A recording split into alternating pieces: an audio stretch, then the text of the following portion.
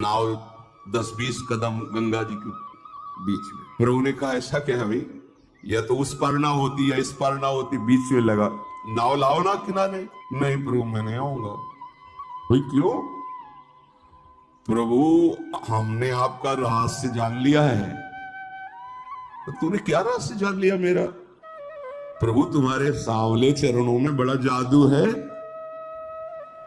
ऋषि मुनियों से सुना है, अपने निषाद राज से भी सुना है, और नगर के लोग भी कह रहे थे। तो आपके चरणों में, चरण रज में बड़ा जादू है। नहीं क्या जादू है?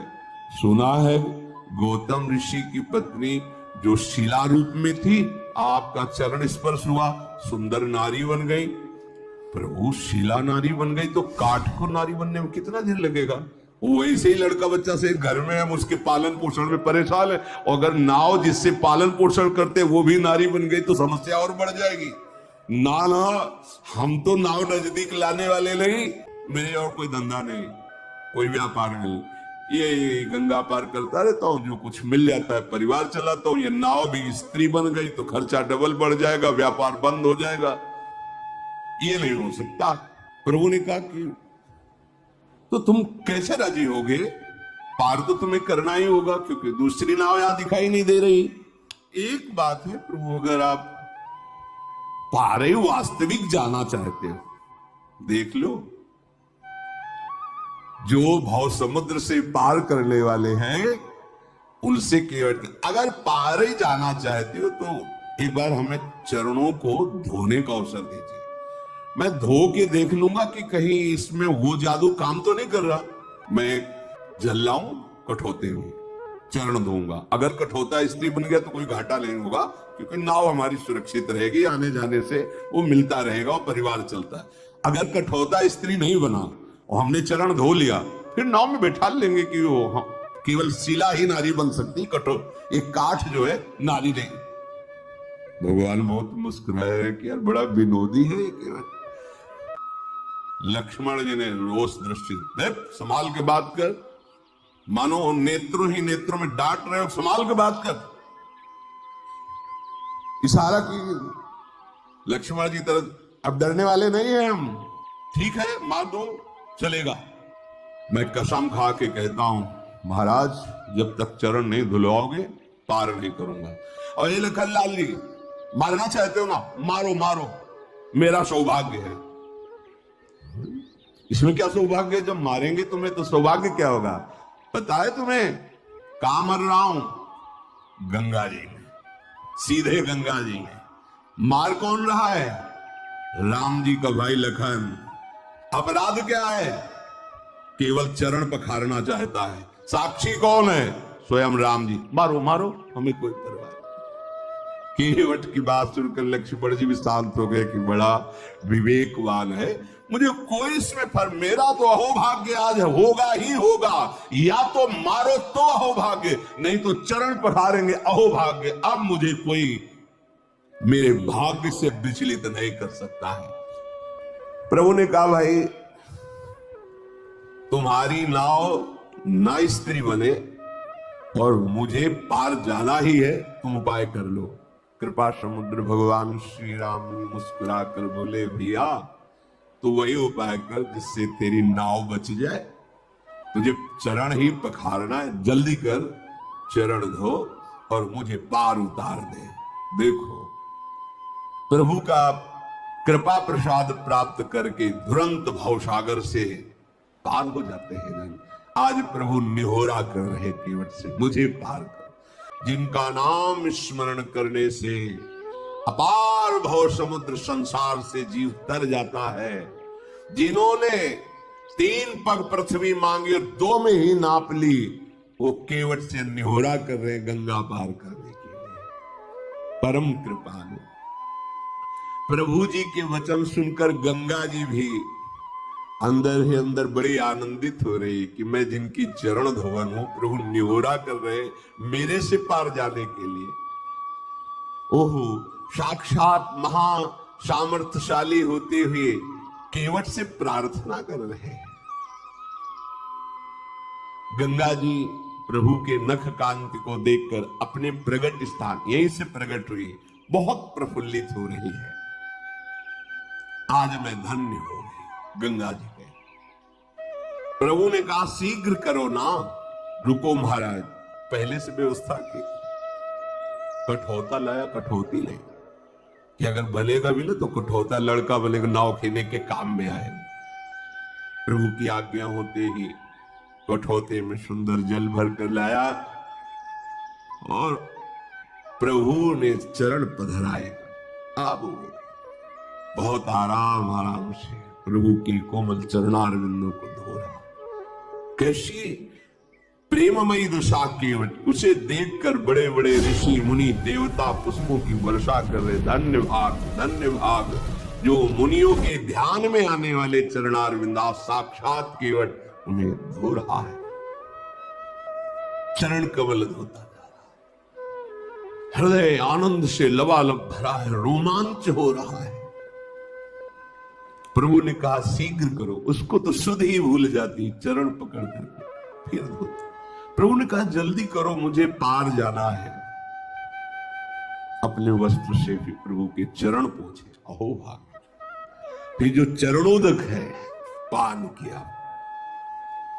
चरणोदक प्रभु का पान करते ही जितने उसके पितर थे सब भगवत प्राप्त हो गए। पितर लोक में जितने पितर थे सब भगवत प्राप्त हो गए। जो उसका पूरा परिवार था उसका भगवत प्राप्ति निश्चित, जैसे पास बन गया हो।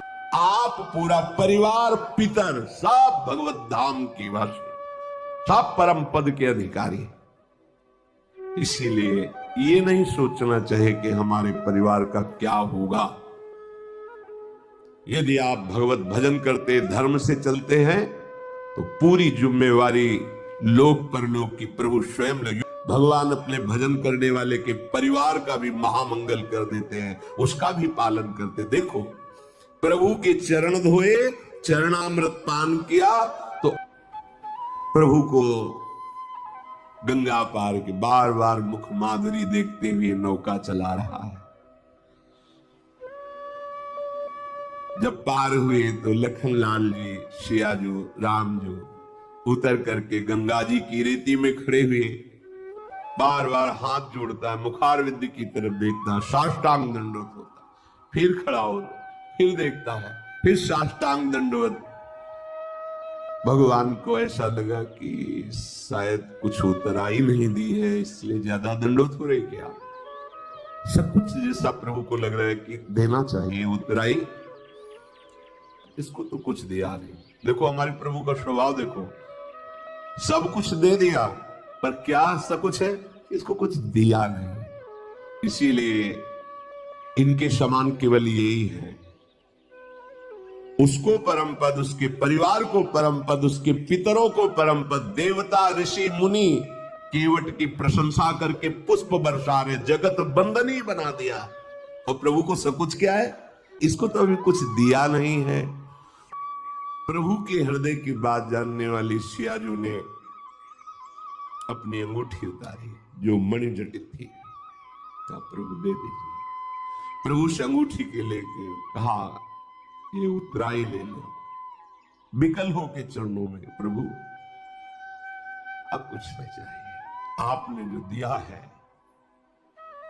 बहुत जन्म जन्म से मेहनत करता रहा, जन्म जन्म न जाने किस योनि में गया, क्या क्या कर्म किए। नाथ आज हमें पूरी मंजूरी मिल गई। क्या पूरी मंजूरी क्या है? आपके चरणारविंद का स्पर्श, आपके चरणों की सेवा और आपके चरणों का प्रेम। अब नाथ मुझे कुछ, अब मैं तृप्त हो गया हूं, अब कृतकृत्य हो गया हूं, अब कोई चाह नहीं रह गई है। नाथ आपको पा लिया तो आज सब कुछ पा लिया, अब कुछ पाना बाकी नहीं रहा। मेरे दोष, मेरे दुख, मेरी दरिद्रता सब नष्ट हो गई। आपके चरणों का स्पर्श करते ही मेरे हृदय में जो परमानंद, अब इससे बढ़कर कोई भेंट नहीं है। दीनदयाल आप कृपा कीजिए, अब मुझे कुछ देकर ऐसी बात अब मुझे कुछ नहीं चाहिए। प्रभु बार बार करे कि ले लो ना, नहीं ठीक है, वो सब ठीक है, आप ले लो। जब केवट ने देखा बार बार प्रभु आज्ञा कर रहे, तो हाथ जोड़ के कहा, प्रभु अभी नहीं, जब आप लौट के आओगे ना वनवास पूरा करके, फिर आप जो देंगे मैं प्रसाद समझकर स्वीकार कर लूंगा। अभी तो नहीं प्रभु, अभी तो जो दिया है प्राप्त कर दिया। हे नाथ ध्यान दीजिए, बहुत प्रयास कर रहे हैं प्रभु लक्ष्मण जी, सिया जी, लेकिन केवट कुछ नहीं ले रहा। भगवान फिर दे रहे हैं। क्या ये मिलना बड़ा कठिन है। जाओ, तुम्हारे हृदय में प्रेम लक्षणा, अखंड भक्ति, अविरल भक्ति, ये दुर्लभ है, इससे बढ़कर कोई लाभ नहीं है। करुणा के धाम प्रभु अपने श्री चरणों का प्रेम प्रदान के महाप्रेम, जो इहलोक और परलोक के समस्त भोगों का मेरे प्रति संन्यास कर देता है, त्याग कर देता है, समर्पण कर। देखो ये जो परम पद है, दिव्यता है, भागवतिक अध्यात्म योग की पूर्णता है, ये कोई हंसी खेल नहीं है। और उनके लिए हंसी खेल है जो महापुरुषों के वचनों पर चल दिए हैं, क्योंकि जो है ही नहीं उसको त्यागना क्या। पर जिसने माना है कि ये भोग है, सुख सामग्री है, अब उसको त्यागने में बड़ी कठिनता है। ना असतो विद्यते भाव, असत की सत्ता ही नहीं तो फिर त्याग क्या। वो शुद्ध विवेक जागृत होता है तो एक श्वांग मात्र वो करता रहता है, कहीं उसकी आसक्ति नहीं होती, कहीं अपनापन नहीं होता। वो भगवान का महान भक्त जो परम पद का अधिकारी हो चुका है, वो कैसा होता है? बोले इहलोक और परलोक के किसी भी भोग से उसका कोई भी महत्व बुद्धि रखकर संबंध नहीं होता। और अपने शरीर और शरीर के संबंधी धन, पशु, घर, पदार्थ, अन्य अन्य जितना भी अहम और ममत्व है, जो भी मैं और मेरा है, वो सब मेरे चरणों में समर्पित करके निश्चिंत हो जाता है। वही भक्त निरंतर मेरा भजन करता है और मैं उसे मृत्यु से बचाता हूं, संकटों से बचाता हूं, महासुख में पहुंचाता हूं, क्योंकि मैं ही एक ऐसा हूं। भगवान स्वयं कह रहे हैं, नान्यत्र मद भगवतः प्रधान पुरुषेश्वरात्, मेरे सिवा ऐसा कोई नहीं है कि आवागमन चक्र से तुम्हें बचा ले। स्पष्ट कह रहे, नान्यत्र, दूसरा कोई नहीं, क्योंकि दूसरा कोई है ही नहीं। मद भगवता प्रधान पुरुषेश्वरात्, ईश्वरों का भी ईश्वर मैं हूं। ये भगवान कृपा करके वर्णन करते हैं। मेरे सिवा किसी का भी आश्रय लेने से तुम जन्म मृत्यु चक्र से नहीं बच सकते। उसके लिए इहलोक परलोक, शरीर, शरीर संबंध, शरीर संबंधी भोग, इन सब को भगवान है, भगवान का ही, उनको समर्पित करके तुम निश्चिंत होकर निरंतर भजन करो। तो भगवान कह रहे हैं, भक्त्या तान मृत्यु रति पारये। भक्तों के जीवन में भारी विपत्तियों का सामना करना होता है। क्यों? पापियों को तो ऐसा नहीं देखा जाता जैसा भक्तों को विपत्ति, क्योंकि इनका आखिरी जन्म है, अनंत जन्मों का हिसाब पूरा करना है। इसीलिए लोग डर जाते हैं कि भक्त होते हुए इनको इतना कष्ट, इनकी इतनी विपत्ति, तो मेरे तो आचरण ही ऐसे नहीं, जब इनके भजन का प्रभाव इनको सुखी नहीं कर सकता तो मेरे को क्या सुखी करेगा। तो ये अज्ञान है। भक्त को जो सुख प्राप्त है और प्राप्त होगा, वो त्रिकाल में किसी अन्य साधना वालों को भी प्राप्त नहीं होता। फिर विषयी पुरुषों की तो बात है, तुम उन्हें सुख समझ रहे हो। जो अच्छे से अच्छे पदार्थ खाने के बाद 6 घंटे के बाद मल बन जाता है, चाहे जितना सुंदर पेय हो, मूत्र बन जाता है। और ऐसे थैले में, ऐसे शरीर में राग करना, ऐसे शरीरों में सुख भोग करना, कौन सी बुद्धिमानी है, कौन सा सुख है जो तुम्हें तृप्त कर पाया अब तक। महाभाग्यशाली जन है जो विवेक का आश्रय लेकर इस व्यवहार प्रपंच को करते हुए निरंतर भजन परायण, जिसका जीवन भगवान में समर्पित है, ऐसा चमत्कार प्रकट होता है आंतरिक। ये बाह्य मायाकृत है, वो किसी साधना से नहीं, क्योंकि साधन पक्ष भी देखा, कृपा पक्ष भी देखा। जब किसी भक्त का किसी परिवार में अवतार होता है, अवतरण होता है, जन्म होता है, तो वहां विध्वंस लीला प्रारंभ हो जाती, विनाश लीला। इससे प्रायः संसारिक लोग समझने लगते हैं बड़ा मंगल हुआ। जैसे गोस्वामी जी का प्रादुर्भाव हुआ तो प्रादुर्भाव होते ही मां पधार गए। मतलब इतना प्रबल कृपा वपु भक्त है कि प्रकट होते हुए इस माता को परम पद में, एक दिन के लिए भी अब मृत्यु लोक में नहीं रहना, तुमने मुझे जन्म दिया सीधे परम पद में। संसार क्या देखता है, जन्मते ही मां को खा गया। संसार का स्वरूप अलग है। दासी ने, पिता तो नफरत ही करने लगे थे गोस्वामी जी के। जब दासी ने धाय मां ने पाला, वो भी पधार गई। अब तो लोग तुलसीदास जी को देखना पसंद नहीं करते थे कि इतना भागी है कि जो इसे थोड़ा भी प्यार करे उसके यहां अमंगल हो जाता है। ज्यादा दिन सेवा नहीं करनी पड़ी, परम पद पहुंचा दिया धाय मां को ही। ऐसे ही जो इहलोक परलोक के सारे भोगों का प्रभु में समर्पण कर देते हैं, तो उनके ऊपर ऐसी विशुद्ध कृपा होती कि बिना साधन के पूरे पूरे का पूरा परिवार परम पद का अधिकारी हो जाता है। एक महाभागवत अनन्य भक्त श्री चंद्रहास जी महाराज, उनके पावन चरित्र का अपने लोग श्रवण करते हैं। इससे भक्ति बहुत घनीभूत होती है। भगवान व्यास देव जी ने इस महान पावन चरित्र की रचना करके फलस्तुति में लिखा है, जो चंद्रहास जी के चरित्र का श्रवण और मनन करेगा उसके हृदय में हरि चरणों में अमोघ प्रीति हो जाएगी, अनन्य भक्ति हो जाएगी। चंद्रहास जी